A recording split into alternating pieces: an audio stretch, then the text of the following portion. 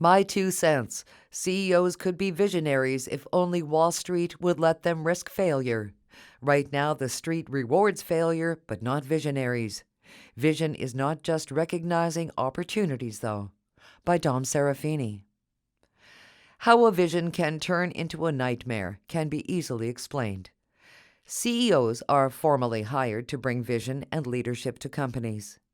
In lieu of recognized visionaries, some companies hire chief innovation officers, but CEOs or CIOs don't know everything.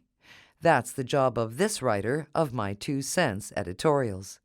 So the upper echelons must rely on experts in a variety of fields, including creative, finance, marketing, and technology. These experts rely on their own narrow fields of vision, which must also be in sync with that of their bosses. Experts can be brilliant, but they aren't visionaries. That's why they can win Nobel Prizes, while visionaries cannot. Visionaries have to be surrounded by experts, though. Even Michelangelo, who had foreseen the helicopter in 1500, needed experts to cut the marble for his sculptures.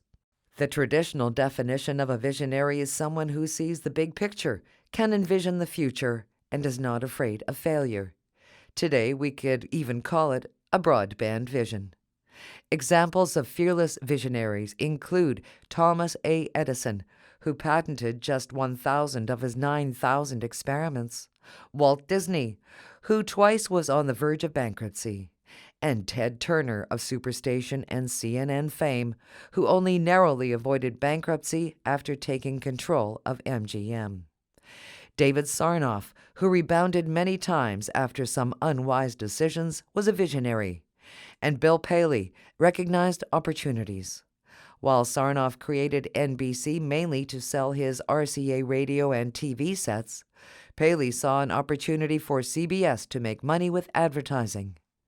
A vision can be for an unlikely acquisition, a new venture or product, the sale of some seemingly strategic assets, or even for an idea, like that of British science writer Arthur C. Clarke, who in 1945 envisioned the satellite geostationary orbit that revolutionized the world of communications. Being a visionary, he naturally did not qualify for a Nobel Prize. However, there are always elements that can derail a vision, including technology, legislation, and the economy. And that's when a vision turns into a nightmare. For years, film and TV producers, CEOs had visions of replacing the middleman and going directly to consumers. In fact, that's the very reason why HBO was established. But then digital technology created no less than 80 middlemen with the development of 80 different fruition rights. Television broadcast CEOs have for years had visions of powerful, vertically integrated enterprises that could dictate business conditions to advertising agencies, forcing them to merge in order to stand up to the demands of broadcasters. Today, those multinational ad agency behemoths are beginning to crumble under their own weight, and linear TV networks are experiencing their own critical phases. If the overarching vision years ago was Go West Young Man from American publisher John Babson Lane Soule in an 1851 editorial in the Terre Haute Express, and only later became There's a Great Future in Plastics, as gleaned from the famous line in 1967's The Graduate, today's vision can be defined as got. But we need to remember that the expansion to the west was called the Trail of Tears for a reason, that being the large number of casualties. And these days, plastic waste is now engulfing the world.